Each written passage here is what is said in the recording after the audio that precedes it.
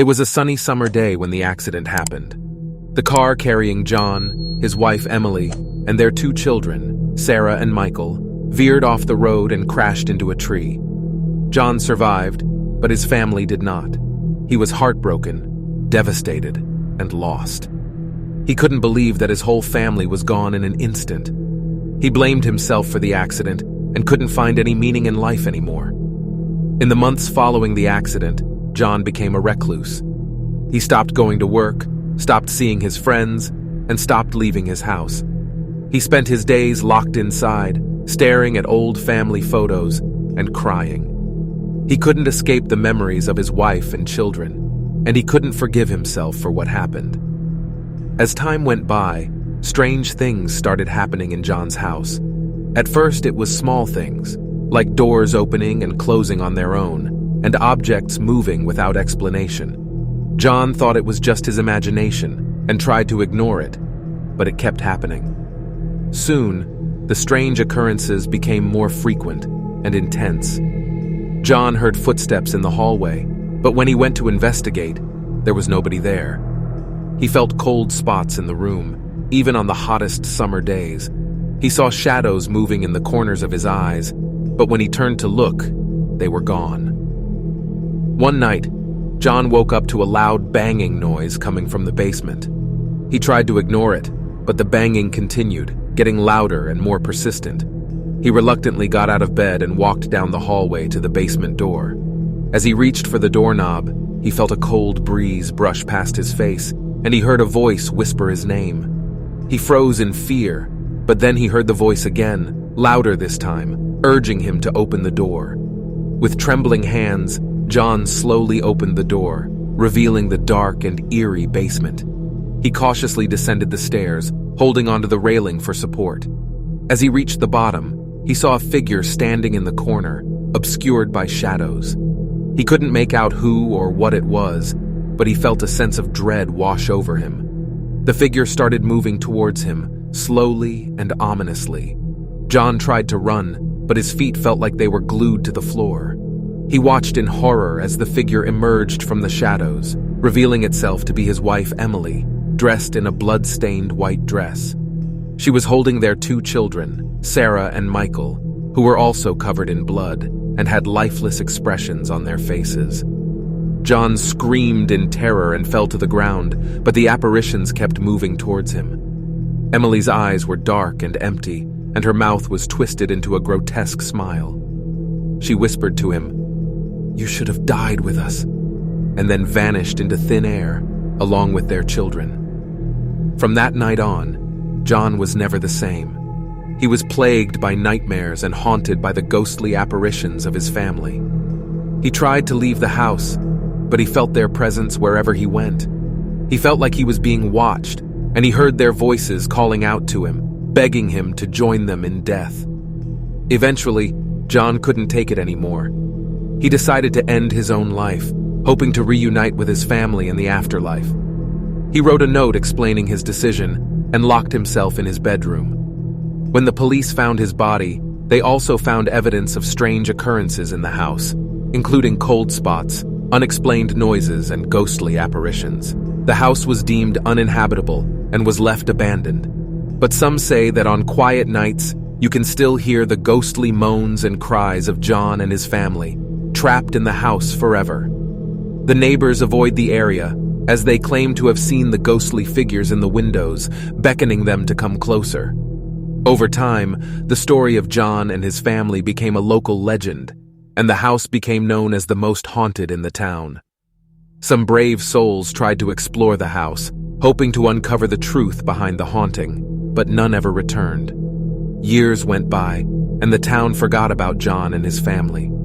The house was left to rot, and the memories of the tragic accident faded away. But the ghostly figures remained, trapped in the house, reliving the horror of their final moments over and over again. One day, a family moved into the town and was looking for a place to call home.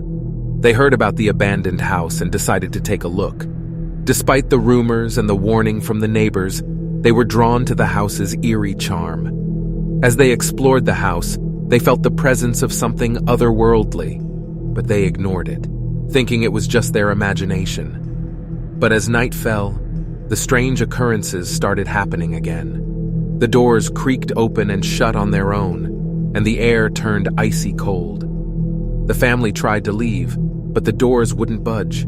They were trapped inside, with the ghostly figures of John and his family closing in on them. The family screamed for help, but their voices were drowned out by the sounds of the haunting. Days turned into weeks, and the family was never seen again. Some say that they were taken by the ghostly figures and trapped in the house forever. Others say that they were driven insane by the haunting and ran away, never to be seen again. The house remains abandoned to this day, a testament to the tragic events that happened within its walls. Some say that the ghostly figures still roam the halls, waiting for their next victim.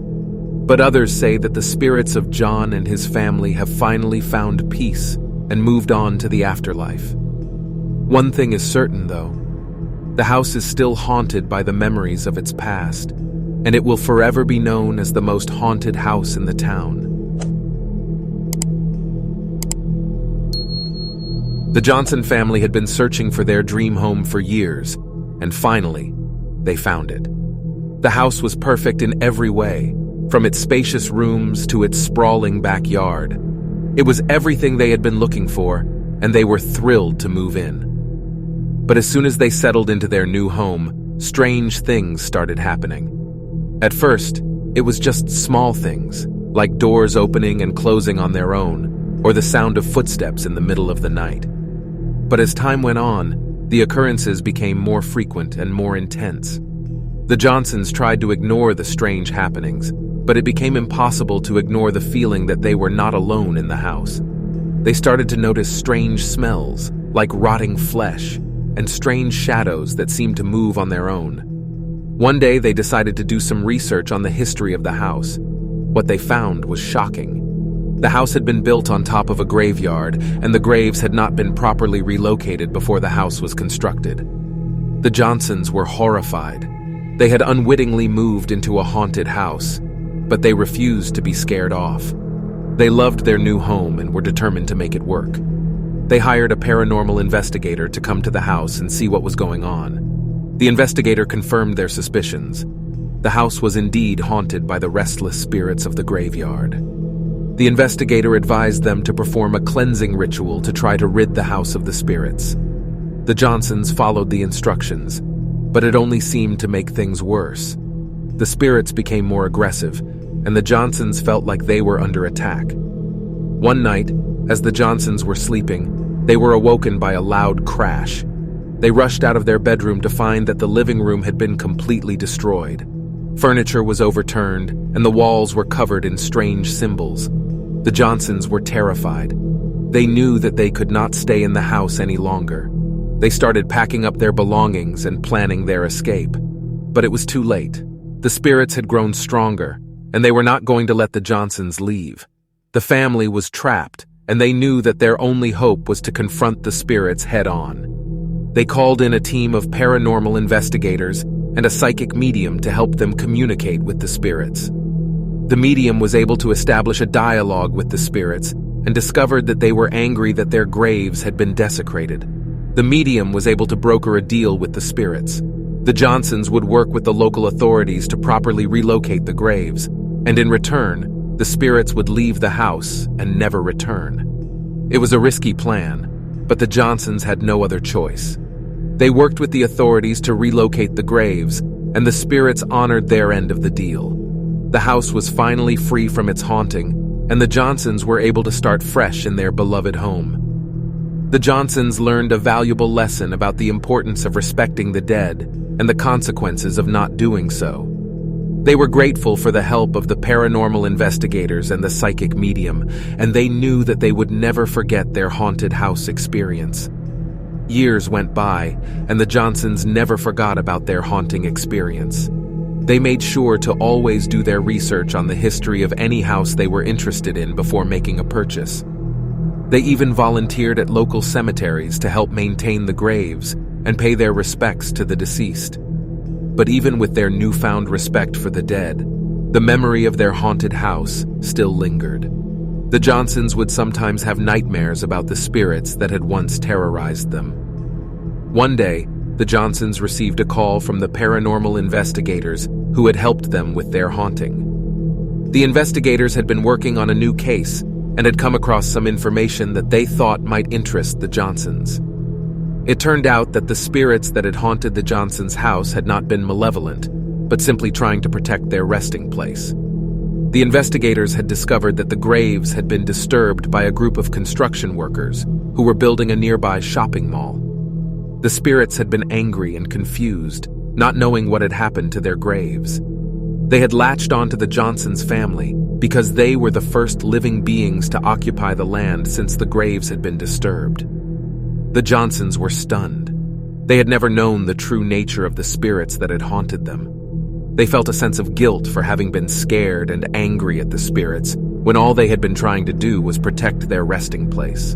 The investigators offered to take the Johnsons to the gravesite so that they could pay their respects to the deceased.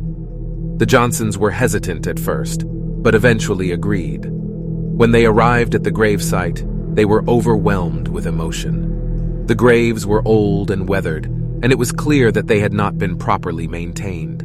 The Johnsons felt a deep sense of sadness for the souls who had been laid to rest there, but they also felt a sense of peace. They knew that they had done the right thing in helping to properly relocate the graves, and they were glad to have been able to pay their respects to the deceased. The Johnsons left the gravesite feeling a sense of closure. They knew that their haunted house experience had been a difficult one, but they also knew that it had taught them an important lesson about the importance of respecting the dead.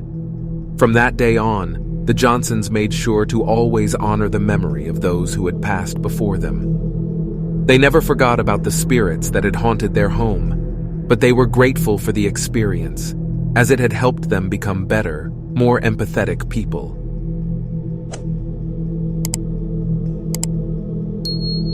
Once a happy and bubbly young girl, Alice had been subjected to endless bullying at school. She had been teased about her weight, her glasses, and her frizzy hair. She had tried to shrug it off and be strong, but the taunts had taken their toll on her. One day, Alice had had enough. She couldn't take the torment any longer, and she made the decision to end her life. Her parents had been devastated by her death and had tried to move on, but they could never forget their beloved daughter. Years had passed, and Alice's parents had moved into a new house in a quiet suburb. They had hoped that the change of scenery would help them heal and start afresh. But the haunting started soon after they moved in. It started with small things at first. The lights would flicker, doors would creak open and shut on their own, and there would be a cold breeze in the room even though the windows were shut. The parents tried to explain it away as just the house settling or drafts, but they couldn't shake the feeling that something was off. As the weeks went by, the haunting became more intense. The parents would hear strange noises in the night, like footsteps and whispers. They would wake up to find objects moved from their original places, and sometimes they would catch glimpses of a shadowy figure out of the corner of their eye. The parents tried to ignore it, but the haunting was taking a toll on their mental and physical health. They started losing sleep and would wake up with bruises and scratches on their bodies. They knew that they needed to take action. The parents contacted a team of paranormal investigators who came to investigate the haunting. They spent several nights in the house, recording any evidence of paranormal activity. They were shocked by what they found. The investigators discovered that Alice's spirit had been trapped in the house. She had been unable to move on from the pain and torment that had driven her to take her own life. She had been reliving the trauma of her bullying and was desperate for someone to hear her and help her move on. The investigators tried to communicate with Alice's spirit, but she was too scared and hurt to talk to them. They knew that they needed to find a way to help her find peace. The parents were heartbroken when they heard about Alice's spirit being trapped in their home. They had never known the extent of the pain their daughter had been in and were determined to help her find peace. They started by seeking out resources to help prevent bullying in schools. They shared their daughter's story with others and raised awareness about the effects of bullying. They also started to reach out to Alice's spirit directly. The parents would sit in Alice's room and talk to her, telling her how much they loved and missed her. They would leave out her favorite toys and books, hoping that it would make her feel more at home. They even started to see signs that their efforts were working. The haunting gradually became less intense, and Alice's spirit started to communicate with them. She would leave notes and messages for them, telling them about her life on the other side. She even started to appear to them in dreams, showing them that she was happy and at peace. The parents knew that they had helped their daughter find the peace she deserved. They were grateful for the experience, even though it had been difficult. They had learned about the power of love and forgiveness, and they knew that their daughter would always be with them in spirit.